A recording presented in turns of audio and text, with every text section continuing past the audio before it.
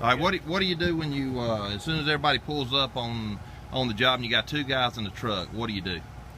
First off, I designate who's going to do what, so that everybody knows what they're doing.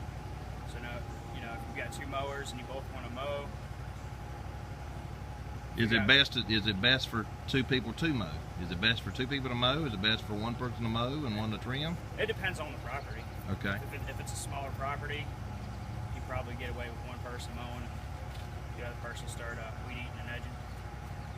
What's an average size part? You talking about for residential? You saying something that's maybe less than half an acre? Yeah, it's usually better to have 1 person go ahead and mow it. But it all depends on the size of the yard. I guess use your best judgment. Do they start when they get off and 1 person starts cutting? Does the other person start blowing, or do they weed eat, or they pull weeds? What do they do? The first thing you do is, if somebody else is cutting, go ahead and start edging, and then weed eating. That way, when the person gets done mowing, they can come up behind you with the blower. Okay. And if you're edging and they get done before you, go ahead and do the curb strip. That way, they can blow everything up onto the sidewalk if you're doing a residential area. And that way, there's not they're blowing, then you go back and hit it, and they got to re-blow it again. So you're saving time there.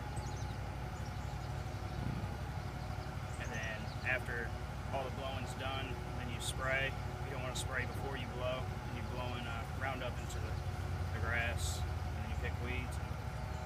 What determines using a rider or walk behind? I'd say yard terrain. If you've got a particularly hilly yard, I'd use a walk behind on it. Flatter, larger yards, I'd use a rider on it. That, and if you think it'd look better with a walk behind, I'd go ahead and use a walk behind. Okay. And how long does it take? How long should it take if you on a residential yard? Does it depend on how many shrubs they've got, or how many beds they've got, or how much grass they've got? It all depends on how their landscape's set up. If they've got a lot of beds, it shouldn't take any more than 45 minutes. If it's a rather small yard, 20-30 minutes max. Is there a process of striping the yard? I mean, what's the trick to where I see a lot of people cut grass and they can't stripe the yard? What's the trick to that? It all depends on how you prefer to stripe it. There's you've got your checkerboard pattern, which would be 1 line this way, then you follow up, and 1 line this way, and after you get done with the whole yard, you come back through, you go down, then up, then down, and it'll put checkers in the yard.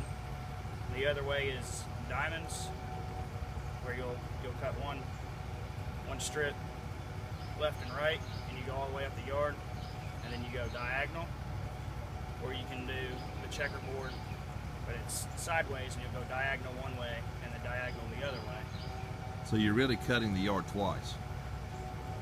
On occasion, if you're putting the lines in first, then yes. If the lines are already there, then you just go over the lines on alternating weeks. So you'll go left one